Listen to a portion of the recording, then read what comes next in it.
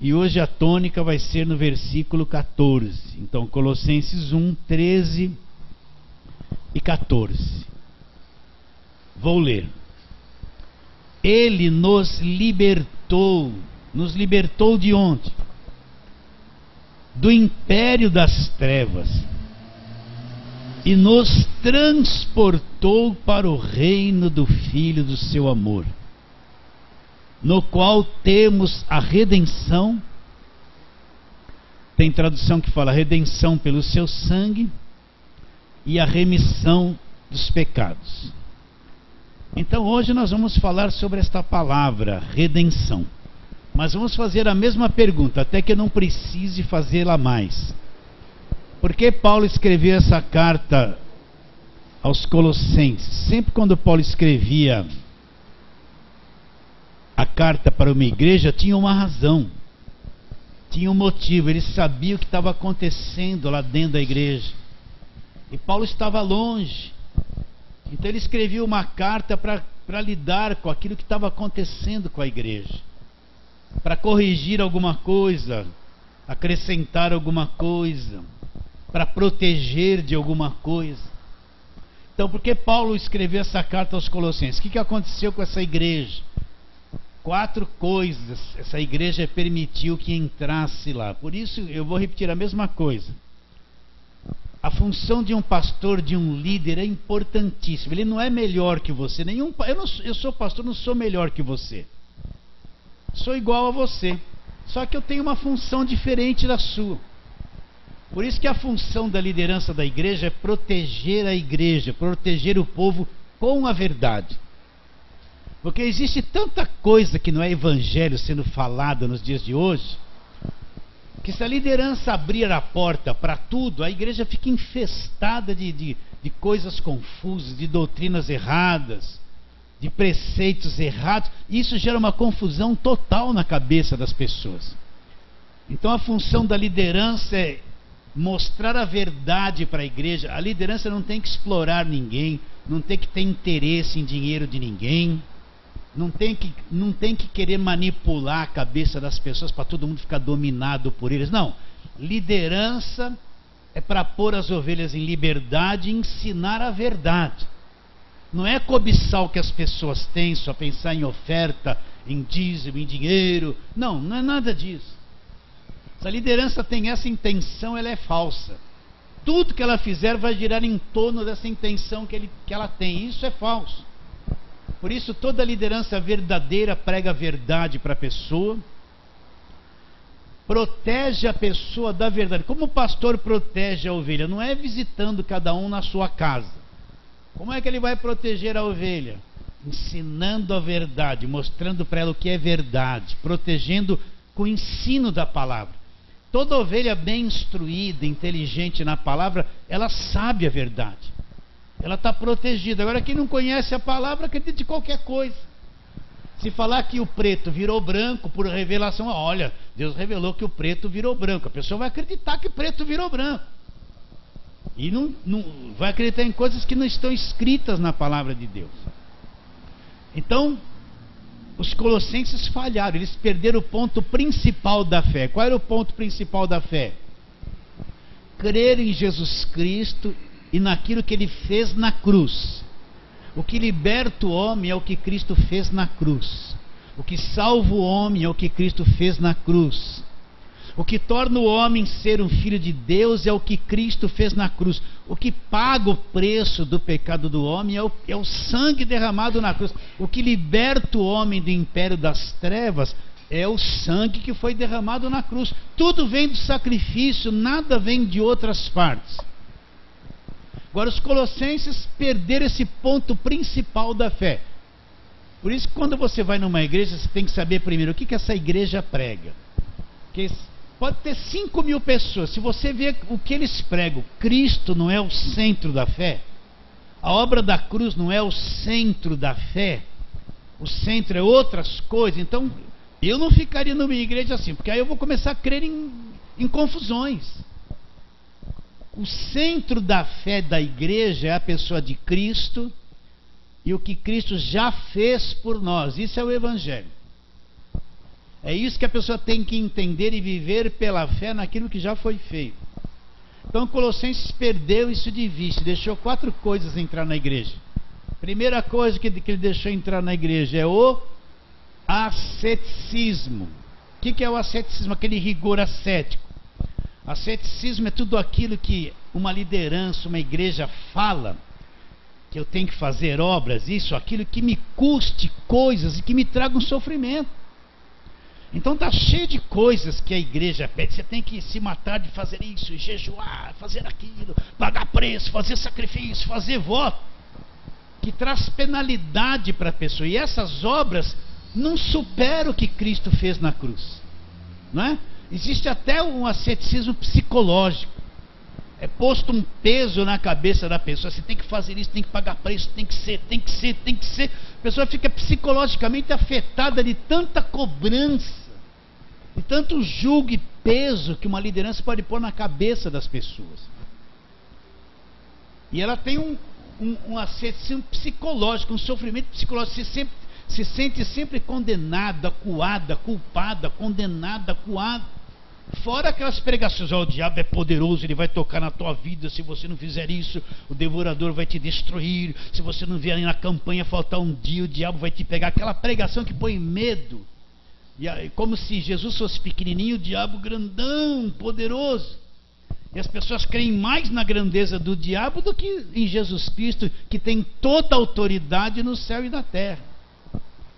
Então entenda, tudo é me dado de graça, pela graça sois salvos mediante a fé, isso não vem de vós, é dom de Deus. Tudo da parte de Deus para o homem, é isso que você tem que entender. É dado de graça, não tem custo nenhuma bênção de Deus. Para Deus te libertar não tem custo nenhum.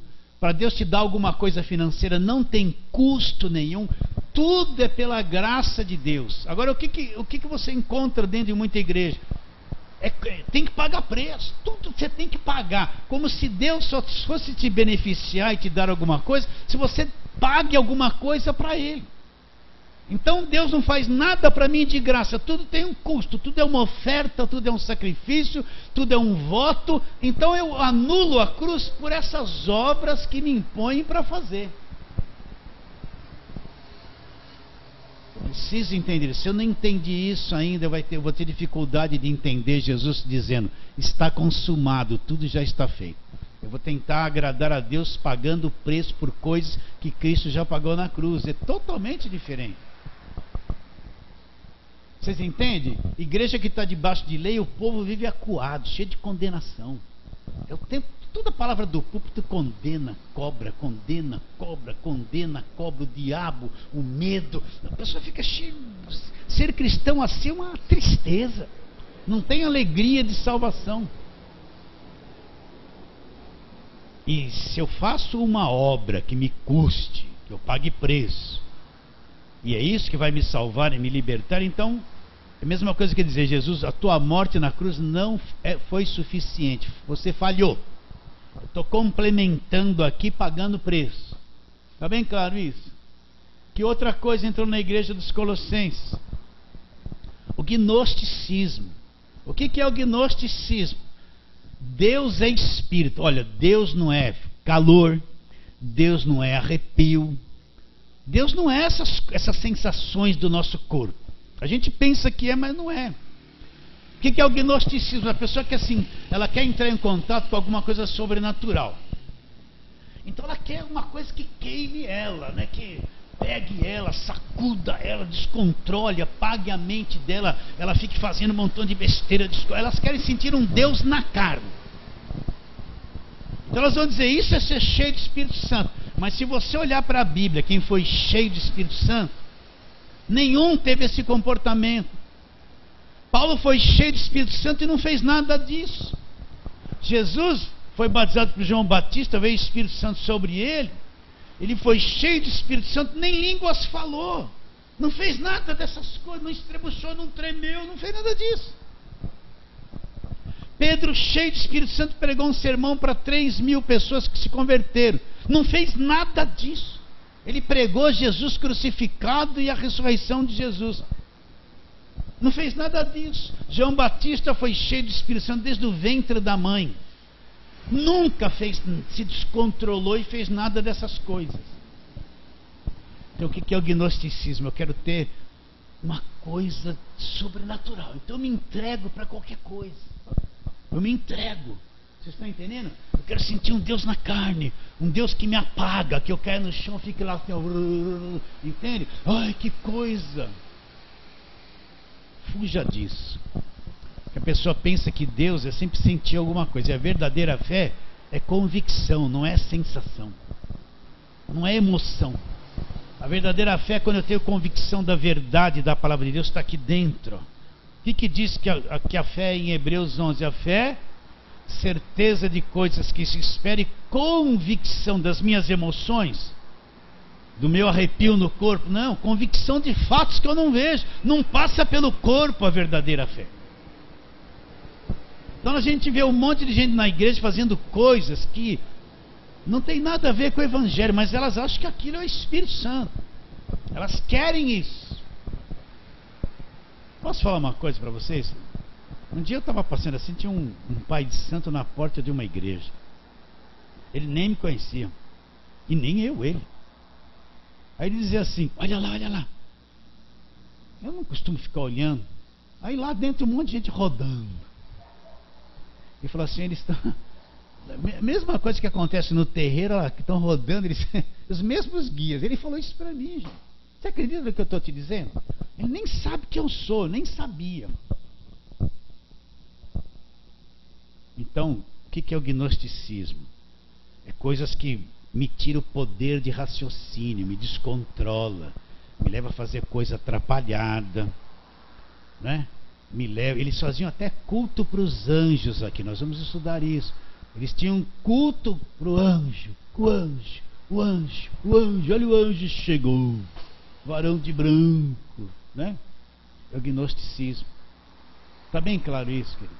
Eu preciso distinguir o que é Deus e o que é minha carne, o que é minhas emoções. Deus é espírito, Deus não é sentimento. Fé também não é sentimento. Fé é convicção do espírito, é uma coisa totalmente distinta.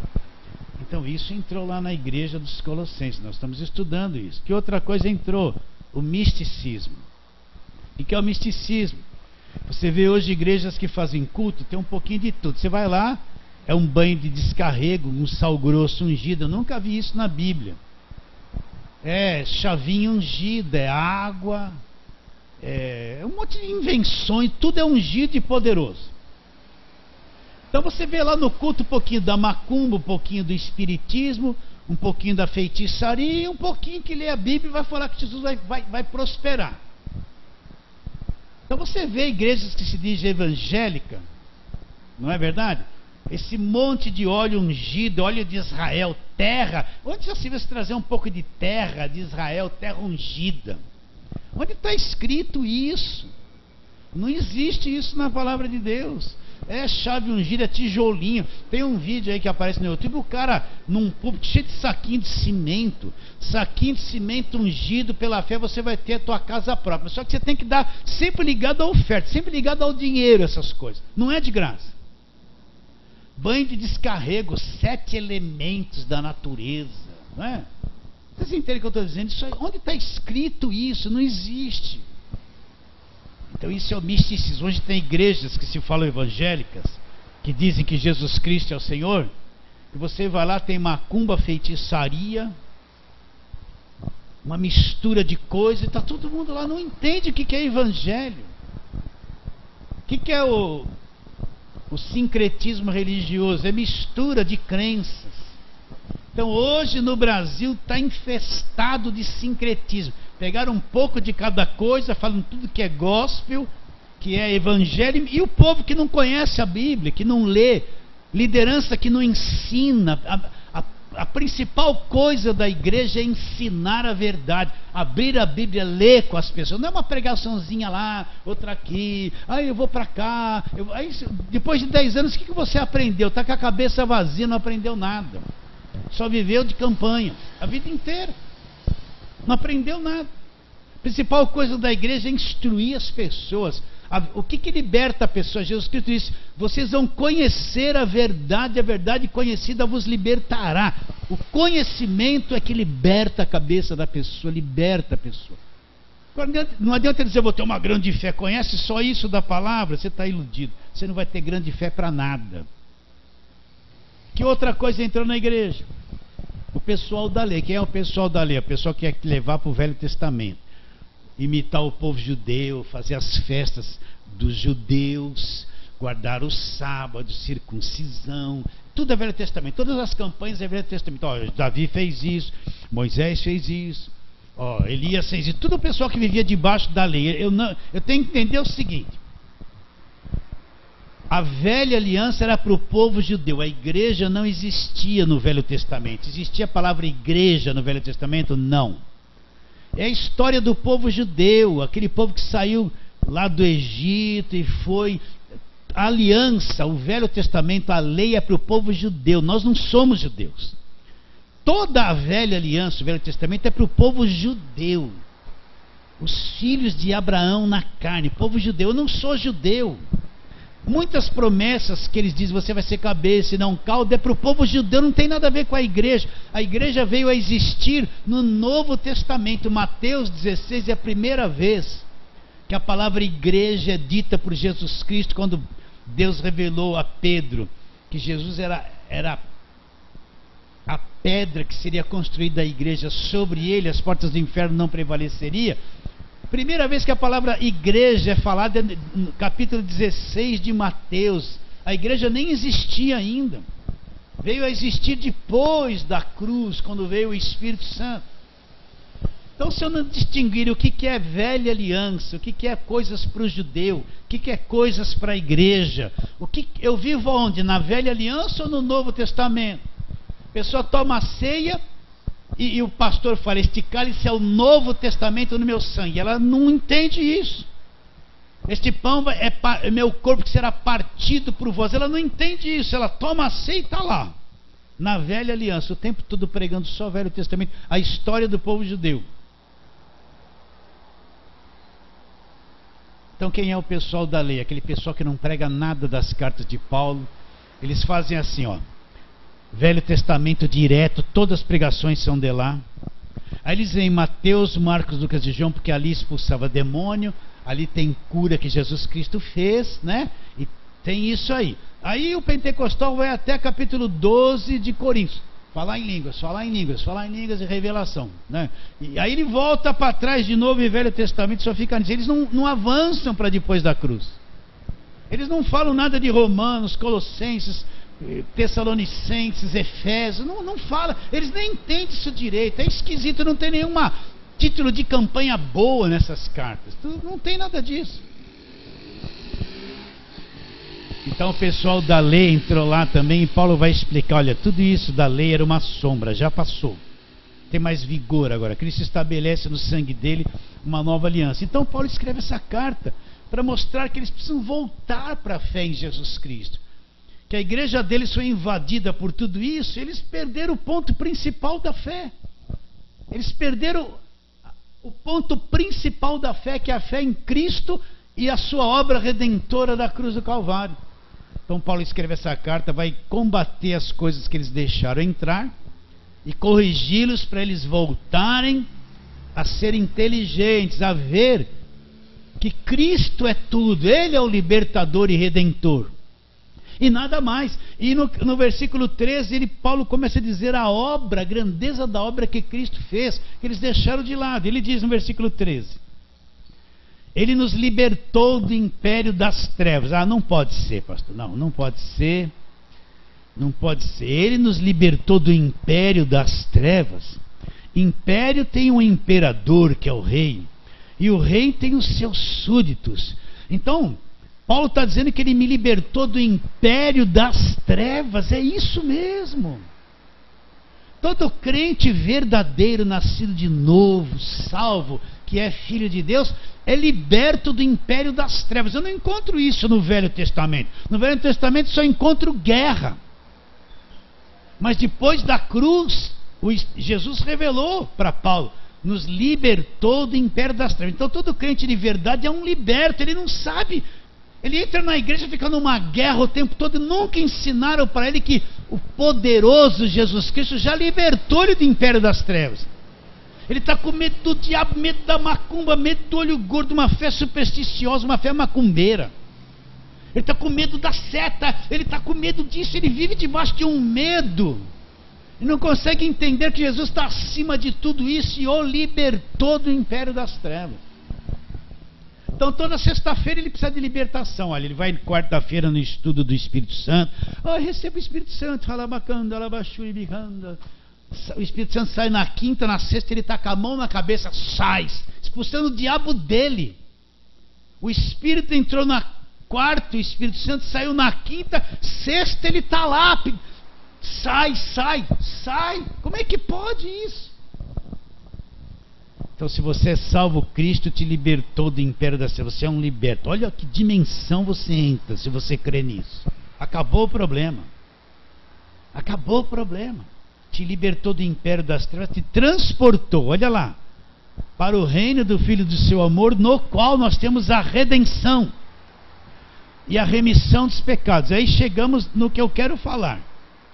O que é a redenção? Para mim te explicar a redenção, eu tenho que te explicar a escravidão. Então, depois que o homem pecou, Gênesis 3, Deus disse, olha, não vai comer do fruto, se você comer, você vai morrer. E eles comeram do fruto. Vamos ler lá Gênesis 3 para explicar para você a redenção. Isso, você pode me dar uma aula já disso. Eu sei, mas tem aqueles irmãozinhos na internet que precisam. Então no capítulo 3, a serpente enganou a mulher, tirou ela da ordem da palavra que Deus havia dado para eles. E capítulo 3 de Gênesis, versículo 17, Deus está falando com Adão. E Adão disse, visto que atendeste a voz da tua mulher, e comeste da árvore que ordenara não comeste, presta atenção nessa frase agora. Maldita é a terra por tua causa. Em fadigas obterás dela sustento durante todos os dias da tua vida.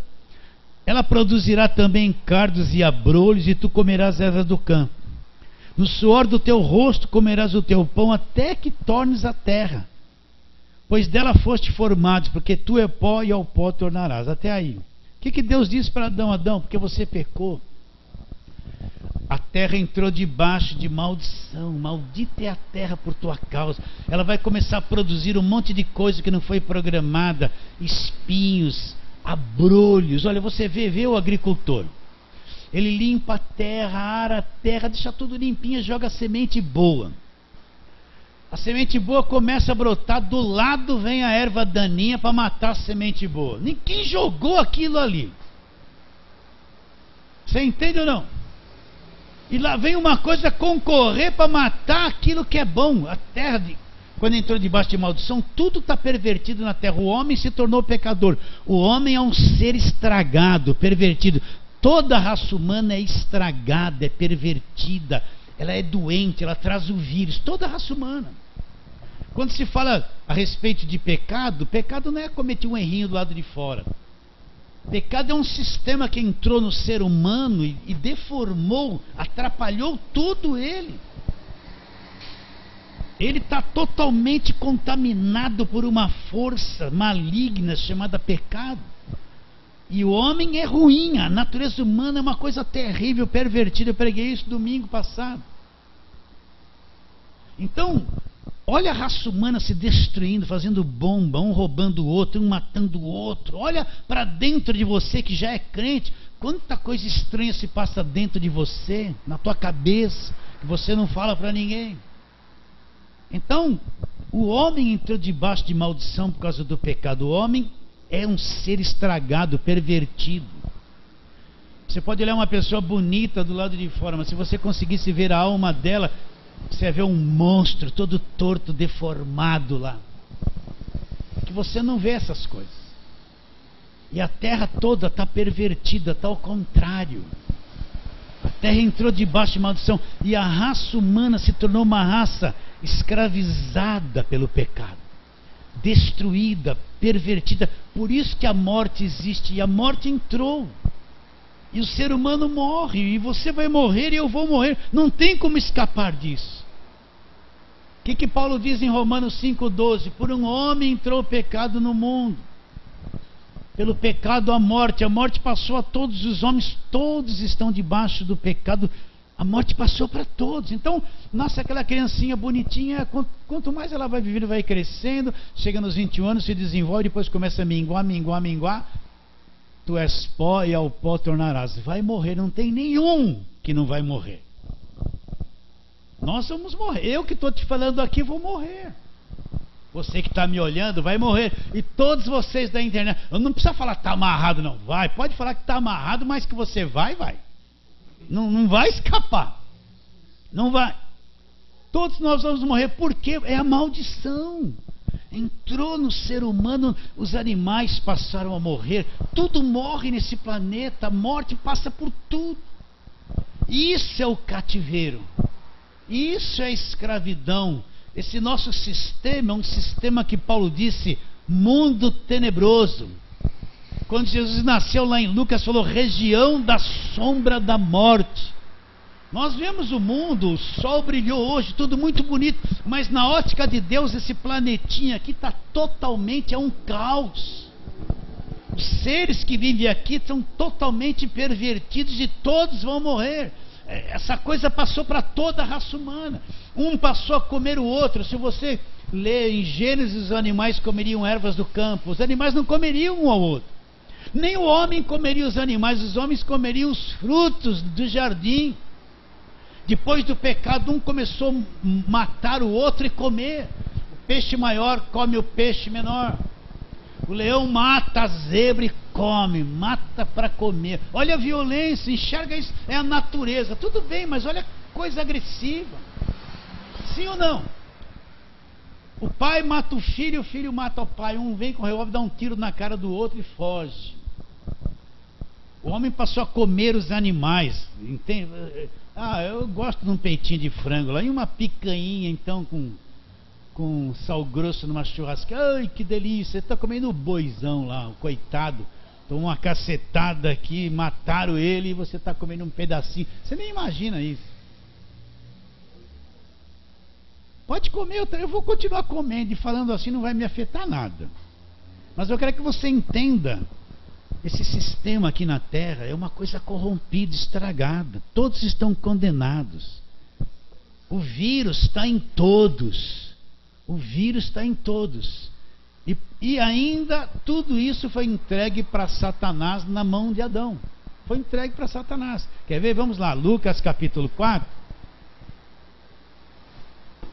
Na tentação de Jesus, vamos lá.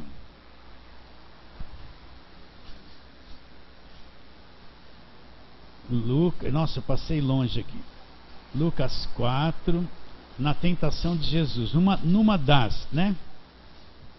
O que está escrito aqui?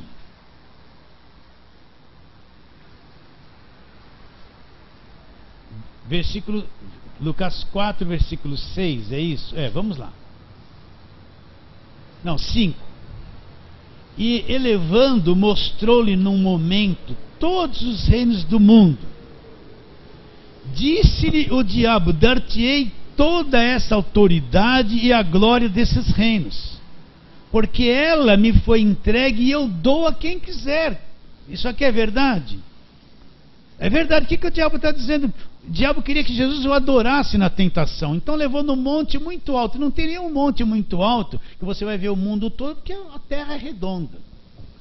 Onde ele foi? Em que dimensão ele entrou?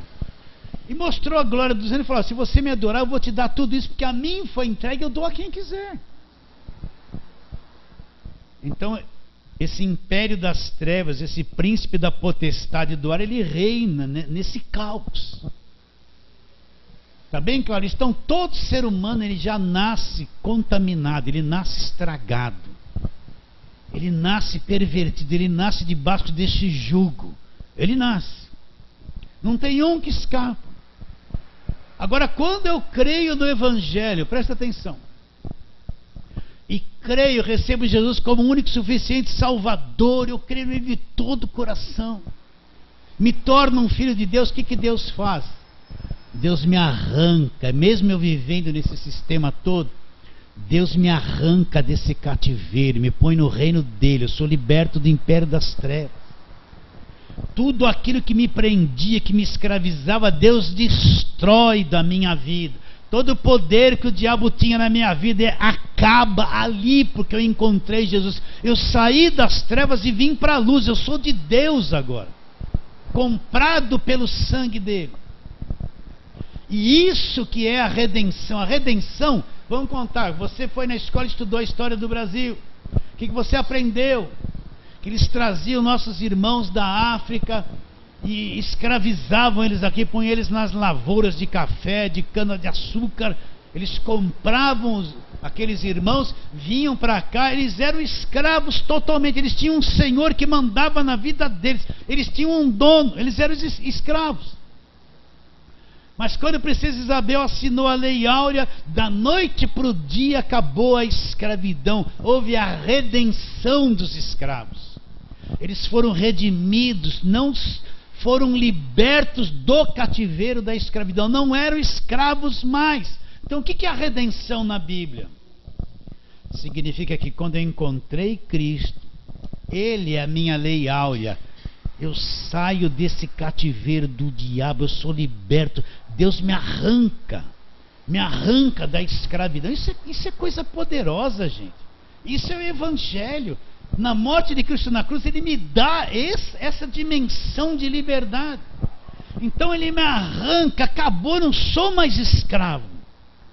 Eu sou arrancado do império das trevas, eu sou redimido. A Lei Áurea aconteceu na cruz, está consumado. Então eu sou liberto de tudo. Agora a pessoa entra na igreja, não ensinam isso para ela. Vão ensinar o que para ela? Você tem um demônio, tem uma macumba na tua vida, se precisa de libertação, vem fazer a corrente dos 7 passos para a vitória. A pessoa fica tanto tempo dentro da igreja e não entende nada do que é evangelho. Não entende. Ela acha que Deus tem que dar todo o dinheiro que ela quer, porque ela está dando dízimo e oferta, e o pastor diz que se ela fizer isso, ela vai ficar rica. Então me dá tudo que você tem para você ficar rico. Dá tua casa, teu carro, seu sacrifício, você vai ficar rico. Onde está escrito isso na Bíblia? Isso não é evangelho. A pessoa fica tanto tempo dentro de uma igreja sendo explorada financeiramente e nunca entendeu nada a respeito do evangelho. Então quando eu creio em Cristo de verdade, olha, eu não creio num Cristo pequenininho que não tem poder, né? Que fica lutando com o diabo ganha, uma hora ele ganha. Não, peraí. Cristo é poderoso, Ele tem um nome que está acima de todo nome. Ele já destruiu o diabo na cruz do Calvário, está escrito. Então o que é a redenção? Quando eu creio nele de todo o coração, Ele me arranca dessa condenação, me arranca desse cativeiro, me liberta da condenação eterna, me liberta dessas trevas, e eu passo a enxergar a luz. Sou uma nova criatura, as coisas velhas se passaram, tudo se fez novo. Então que é a redenção? Na cruz aconteceu a Lei Áurea. Quando eu creio, Cristo me libertou, eu não sou mais escravo, eu sou livre. Conhecereis a verdade conhecida vai fazer o que por você? Vos libertará. Então Cristo é a nossa redenção. Não se fala em Cristo Redentor. Quando fizeram lá no Rio de Janeiro, Cristo Redentor, o que quer dizer o Redentor? Né? Se bem que a imagem para nós não tem nada a ver, mas é um ponto turístico. O que é o Cristo Redentor? O que redime, o que tira do cativeiro. A pessoa não conhece Jesus Cristo Redentor, o Redentor que redime. Não conhece isso. Está na igreja há tanto tempo e não sabe disso. Então o que é a redenção? Acabou a escravidão da minha vida. Aí a pessoa encontra Jesus. O que tem que fazer com ela? Vem aqui, senta aqui, eu vou ficar uns 2 anos com você. Vou ficar te ensinando o que aconteceu na tua vida, o que é ser salvo. Ensinando esses passos todos. Ela vai ter muita saúde espiritual. Aí a pessoa encontra Jesus, agora receba, Deus vai fazer, só fica nisso. A pessoa nem sabe o que aconteceu com a vida dela. É guerra, é guerra, é guerra. Entra numa guerra que ela nem sabe o que está acontecendo com a vida dela. Mal ensinada, ela vai ficar anos sofrendo sem entender o Evangelho. Vai ficar anos debaixo de cativeiro sem entender o Evangelho. Nessa guerra de demônio, é demônio para todo lado, é só diabo. Ela fica às vezes pior, entra até em depressão. E tanto julgo que é posto na cabeça dela. Por isso que quando a pessoa novinha na igreja tem que vir no estudo aprender passo a passo. Vai demorar uns 2, 3 anos para ela começar a ter uma visão clara, entende? E entrar no Evangelho e saber tudo o que aconteceu realmente na vida dela. O que é Evangelho na vida dela? Vamos para a palavra agora? Vamos lá. Então vamos lá. Abra a sua Bíblia agora, né? Está bem claro sobre a redenção, não? Então lá, vamos lá. Primeira carta de Paulo aos Coríntios, capítulo 1. Vamos ver. Primeira carta de Paulo aos Coríntios, capítulo 1. Você tem que crer. Se você crer nisso, nós vamos ver biblicamente, você entra numa nova dimensão de fé. Acabou o medo. Acabou essa guerra mental. Ai, o diabo, tudo é o diabo, tudo é o diabo. Não, o diabo na nossa vida já foi destruído na cruz, gente. Coitado do diabo, ele que tem que ter medo de nós, porque a gente sabe essas coisas. Você vê o crente com medo do diabo. Aí trouxeram essa macumba para dentro da igreja. Olho gordo, inveja, feitiçaria, demônio. E todo mundo fica acuado com isso. O diabo é que tem que ter medo do crente que conhece essas verdades. Ele que foge do crente, não é o crente que foge dele. Então, primeira carta de Paulo aos Coríntios, capítulo 1, versículo 30 e 31. Olha lá o que Paulo está dizendo. Mas vós sois dele. Como é que eu sou dele? Em Cristo Jesus, o qual se nos tornou da parte de Deus sabedoria, justiça, santificação e redenção, para que, como está escrito, aquele que se glorie, glorie-se no Senhor. Então, o que Cristo se tornou da parte de Deus? Primeira coisa que eu tenho que entender é que eu sou dele agora. Eu não sou do diabo, eu sou liberto, eu sou de Deus. Deus me comprou com o seu próprio sangue na cruz. Eu estou em Cristo agora, sou uma nova criação, tenho uma nova vida. E o que Cristo se tornou da parte de Deus? Repare bem, não vem do homem isso, vem de Deus para mim. Sabedoria, justiça, santificação e redenção. Cristo é o meu redentor.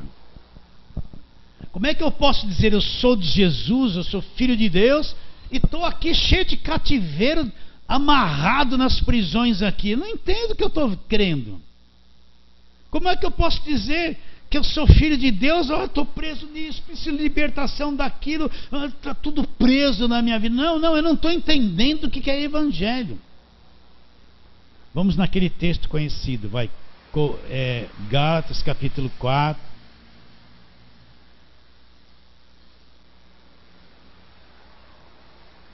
Deus não tem filhos escravos. Olha aqui, Gálatas 4, versículo 4. A gente lê isso direto aqui. Vindo, porém, a plenitude do tempo, Deus enviou seu filho, nascido de mulher, nascido sob a lei. Para quê? Para resgatar os que estavam sob a lei, a fim de que recebêssemos a adoção de filhos. Então, quando se completaram os tempos, Deus envia Jesus.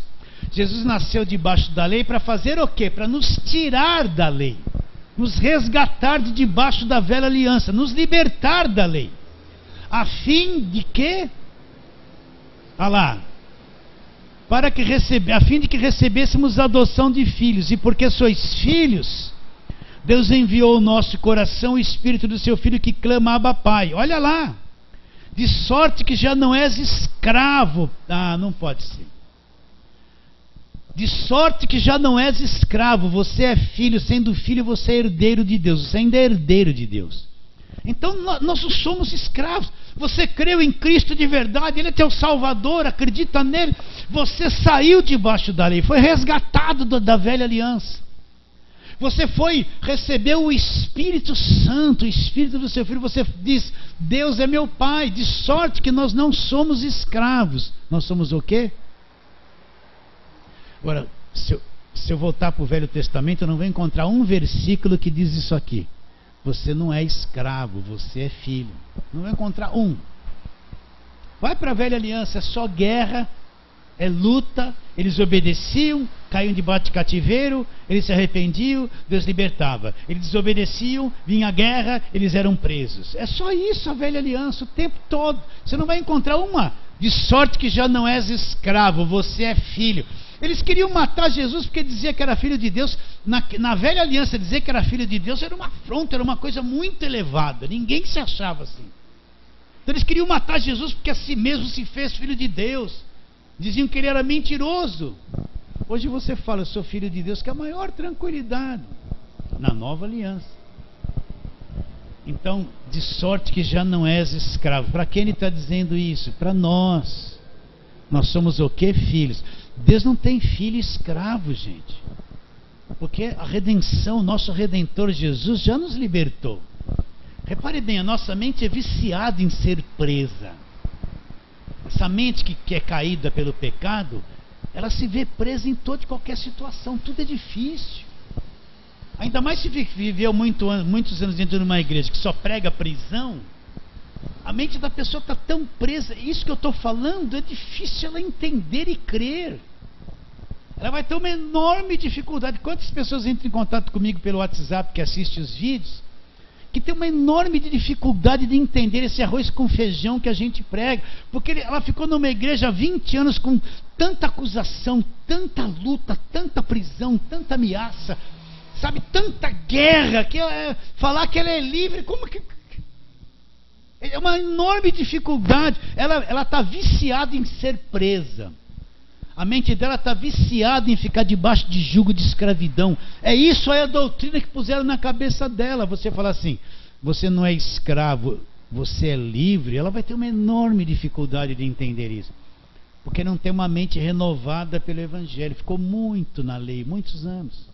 Mas nós não somos mais escravos. Você não precisa toda sexta-feira, eu falo isso direto, põe a mão na cabeça, sai mal. Peraí, em mim não tem nenhum mal, não. Eu sou selado com o Espírito Santo. Quem habita no meu coração e no teu é Deus. Nenhuma macumba tem poder em tocar em mim. Não é nem que se eu chegar na porta de casa que tem lá a cabeça de um boi com 100 velas acesas, eu vou dar risada daquilo, porque isso aí não tem poder para tocar em mim. O que João disse? Maior é o que está em nós do que aquele que está no mundo. Agora o crente supersticioso não entra nem em casa. Vai chamar o apóstolo para desfazer a mandinga. Ele não tem nem coragem de olhar. Era apóstolo, traz uma gotinha do seu suor, joga ali para o mal e ir embora. Ou então traz a sua camisa com sangue, passa por cima para o mal ir embora. Né? O redimido, o crente redimido não tem macumba, olho gordo, inveja, feitiço, nada toca nele. Ele é filho de Deus, Deus está dentro dele. Ele não precisa ficar sai, porque ele não tem, já saiu. Jesus já o redimiu. Isso dá um nó na cabeça de quem não entende Evangelho. Você é escravo? De sorte que você não é mais escravo. Você é o quê? Filho. Você é filho. Liberto, herdeiro de Deus. Acabou o cativeiro na sua vida. Agora imagine você crendo nisso todos os dias e vivendo assim: eu gosto de ser crente. Crente não é aquela coisinha que a gente via no passado, todo mundo de paletó e gravata, com a Bíblia assim, não ria para ninguém, aquela, entra na igreja, não dá uma risada pro vizinho. Se o vizinho é macumbeiro, então ele já sabe assim, ó, já é inimigo, né? Não, o crente sorri. O crente tem amigos, dá risada, tem amigo macumbeiro, tem amigo feiticeiro, não tem nenhum medo dessa gente.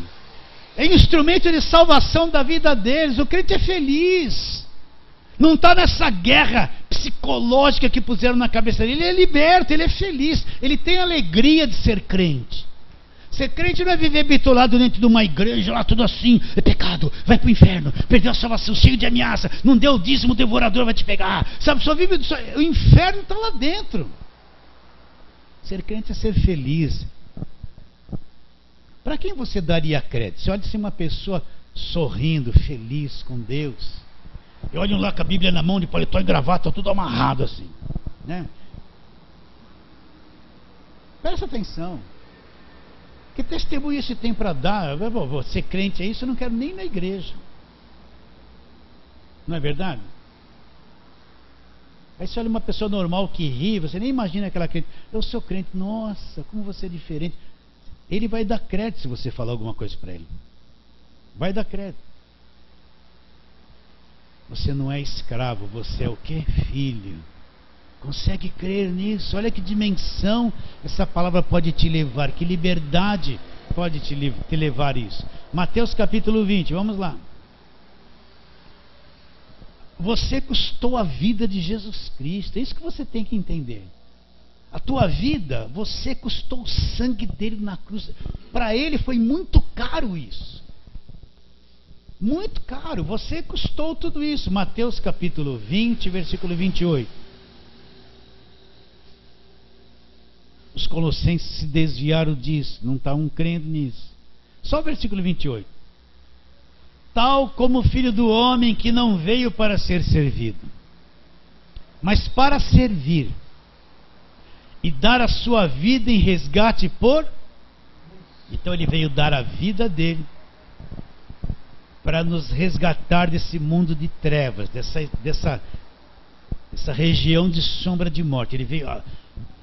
Repare bem, que obra que eu vou fazer que vai resgatar a minha vida? Você acha que eu ficar sem comer um dia vai me resgatar? O que o homem vai fazer para ser resgatado para Deus? Ele tem força para fazer alguma coisa? Você acha que ele vem lá com R$1 milhão, dá na igreja, isso vai resgatar a vida dele da escravidão? Não vai, gente. Isso é tudo obra do homem. Nenhuma obra do homem pode resgatar e libertar ele. As pessoas ficam se matando de fazer esforço para tentar se libertar. A vida dele que ele deu na cruz é o meu resgate. É só ele que pode resgatar. Um pouquinho de água orada vai resgatar o quê? O que a água vai fazer por você? Ela não tem nem força. Ela vai ser evaporada se ficar no calor. Pode ser ungido que for. Ou vai se tornar um gelo. Um pouquinho de óleo vai resgatar você. Presta atenção. A única coisa que tem poder para resgatar o homem e libertar o homem, ele deu a vida na cruz em resgate por muitos. Só ele, só o que ele fez. A obra da cruz é a única coisa que tem poder para resgatar uma pessoa. Não é o nosso esforço, o nosso jejum, as campanhas que a gente faz, ficar na igreja de segunda em segunda escravizado, não tem tempo para a família, não tem tempo mais para nada.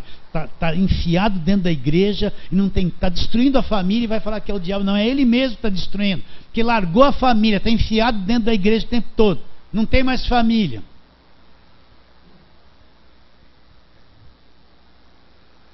Romanos capítulo 3, vamos lá, Romanos, olha quanta coisa que fala sobre redenção, que isso aí dificilmente alguém prega, dificilmente alguém vem na televisão falar essas coisas, gente.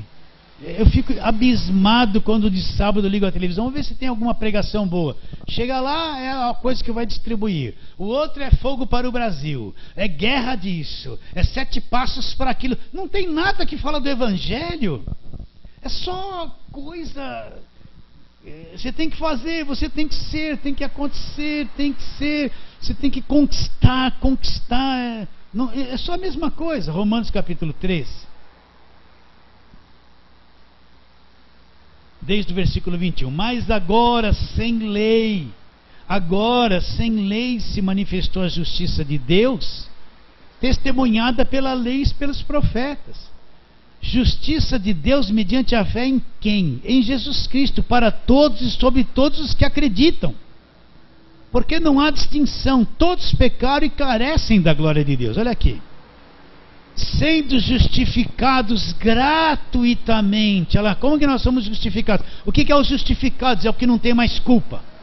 É aquele que a dívida foi paga no lugar dele. Jesus pagou. Então, sendo justificados de graça, mediante o que? A redenção que existe aonde? Em Jesus Cristo, sendo justificados gratuitamente por sua graça, mediante a redenção que existe aonde, hein? Então Cristo é o meu Redentor. Cristo me redimiu, eu sou redimido. Meu Deus, eu passei 20 anos lutando, guerreando e era infeliz ainda. Só que você não fala para ninguém. Demorei 20 anos para entender o Evangelho, já era pastor e pregava. Vocês cansaram de ouvir isso, né? O que eu preguei de Jericó para cair muralha? O que eu preguei, levanta, ela tocou nas vestes de Jesus, toca agora. Toca nas vestes. Elias se cair fogo do céu. Ataca a pedra. O Golias está lá, você vai derrubar o gigante da sua vida. É agora. Todo mundo gritava: ataca a pedra, bate palma. No fim do culto. Na semana seguinte o Golias estava lá de novo. Tem que fazer outra campanha. Fazer outra campanha. Outra campanha. Mas não ataquei a pedra, ataquei, não foi pela fé, não levantei a mão, segurei a bênção, mas do jeito que veio foi.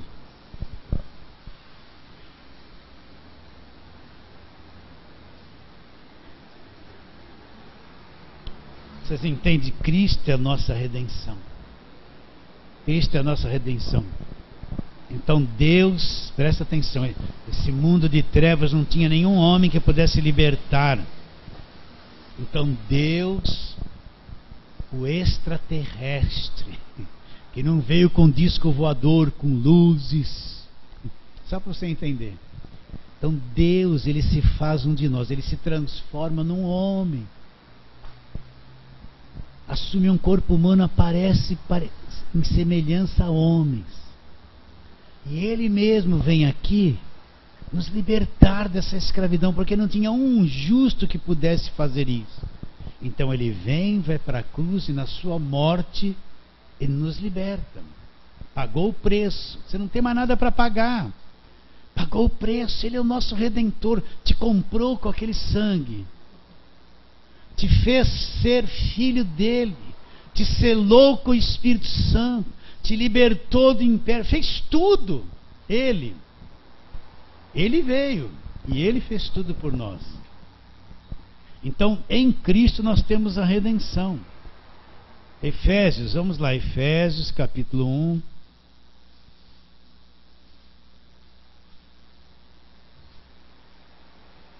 Desde o versículo 3.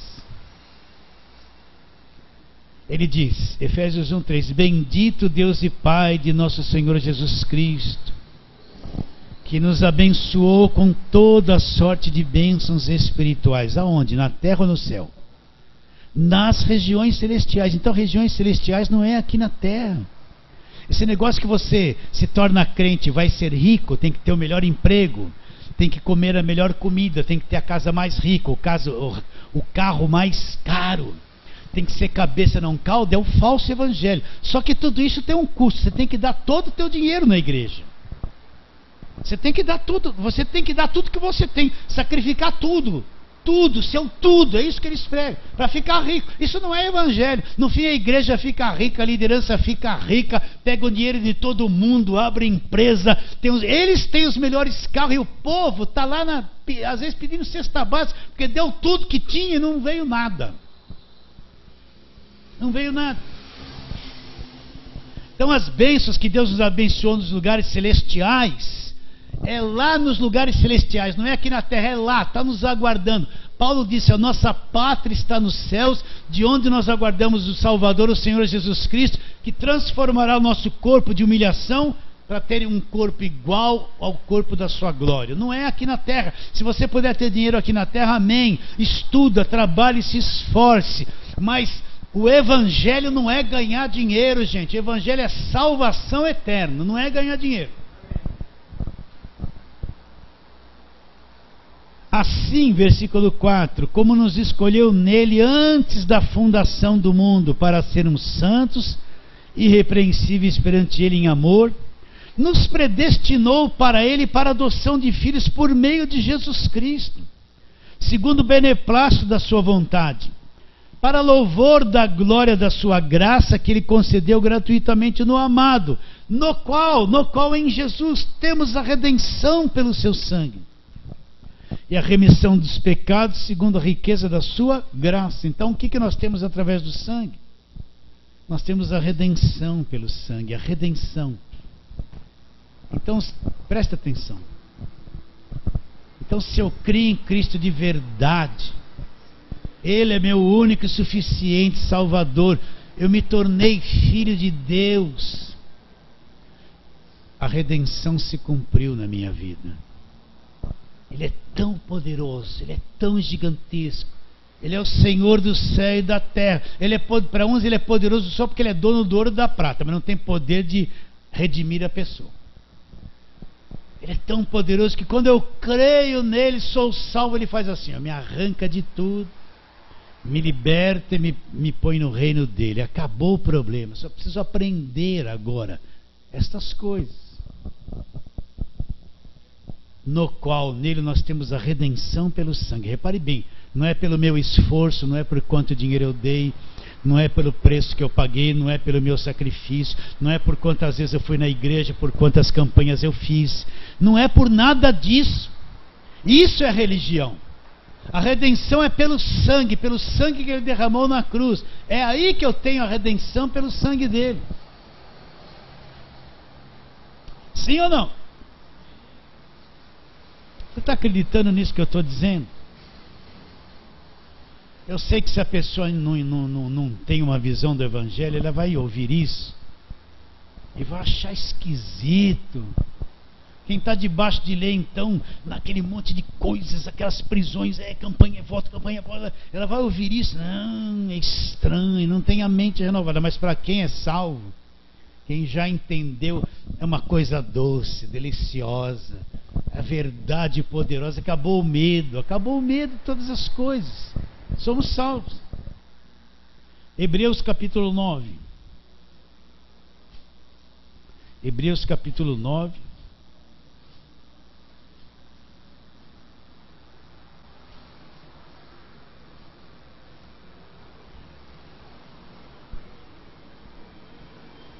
Versículos 11 e 12, olha lá.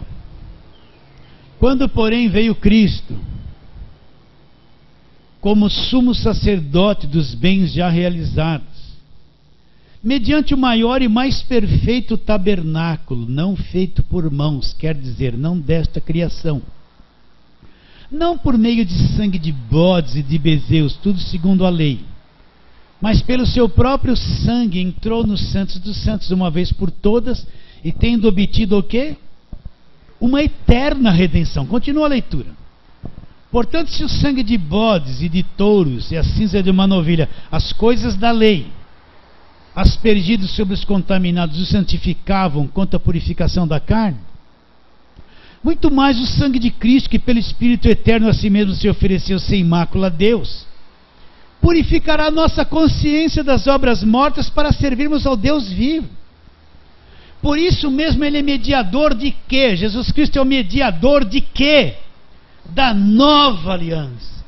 Ele é o mediador do Novo Testamento, da nova aliança onde nós estamos, a fim de que, intervindo a morte para a remissão das transgressões que havia na primeira aliança, receba a promessa da eterna herança àqueles que têm sido chamados. Então Cristo, ele entra num santuário que não foi feito por mãos humanas, lá no céu, com o sangue dele.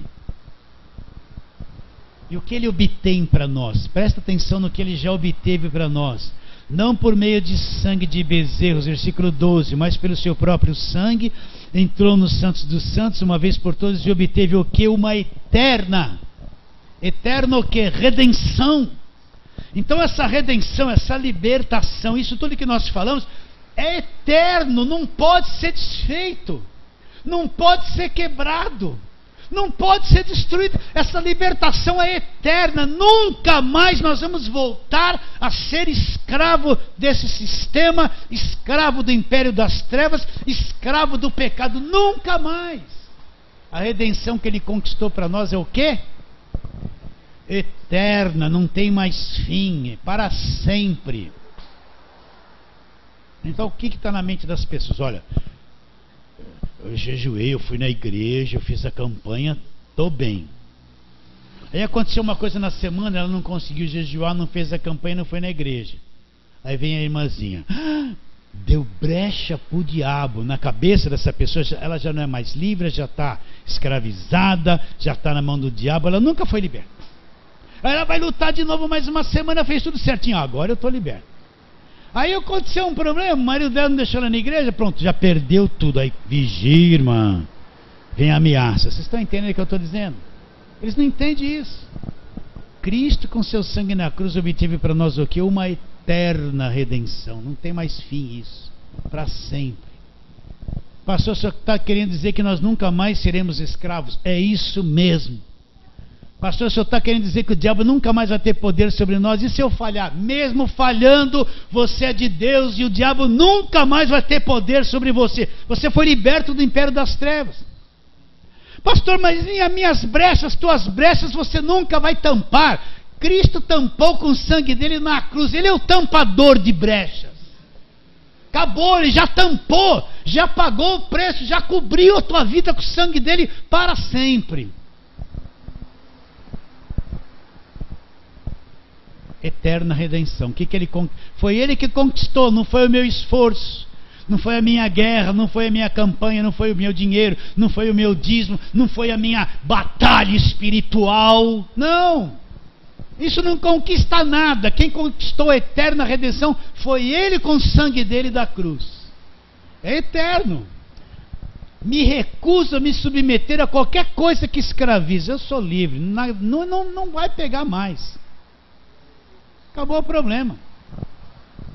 Agora, quem não entendeu o evangelho, vou brincar, sui, toda semana. Ele está no sai ainda. Na unção do sai, e na unção do tá amarrado. A vida inteira ele vai fazer. Qualquer coisa está amarrado.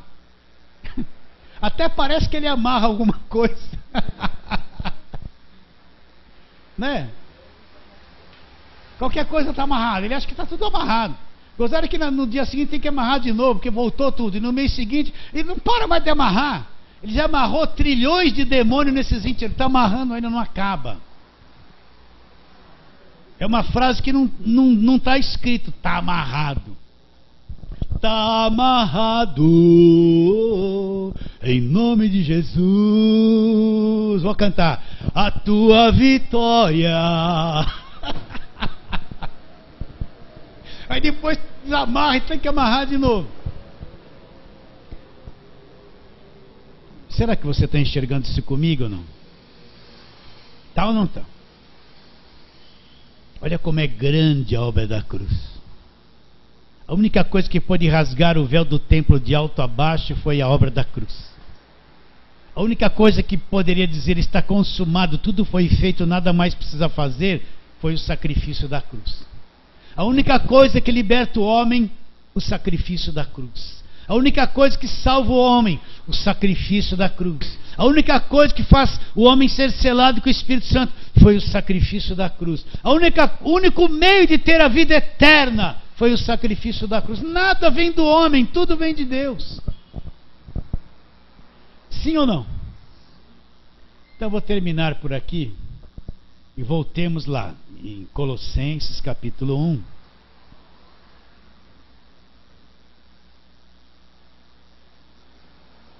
E vamos terminar lendo a mesma coisa. Versículo 13 e 14. Ele nos libertou do império das trevas. O que ele fez? Nos libertou do império das trevas. Quem fez isso? Jesus? Não pode ser. Ele nos libertou do império inteiro das trevas. Já libertou. Quando vamos acreditar que Ele já libertou e nos transportou para uma outra dimensão, para o reino do Filho do seu amor, no qual, neste reino onde nós estamos, nós temos o que? A redenção. A redenção acabou a escravidão e os pecados. E a remissão. Deus passou uma borracha, apagou todos os pecados da tua vida, acabou.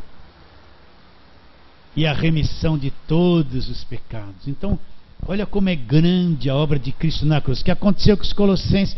Eles perderam isso de vista, começaram a fazer culto para anjo, entrando na igreja dele, que conforme nós vamos ler, aqueles que tinham uma mente carnal, tô vendo, começou a controlar a vida deles a bel prazer. Chegou o pessoal da lei, não, volta para a lei. Chegou lá os gnósticos, né? Olha isso, não toque naquilo, não toque aquilo outro. Olha aqui, aquilo é amaldiçoado, essa etiqueta do diabo. É o gnosticismo, né? Aquela coisa toda, né? E o que aconteceu com eles? Eles perderam o ponto principal da fé, que é a obra de Cristo na cruz. Então Paulo escreve essa carta para dizer: vocês estão por caminhos errados, volte rápido. E começa a dizer a grandeza da obra que Jesus Cristo já fez na cruz por nós. Fale assim, amém.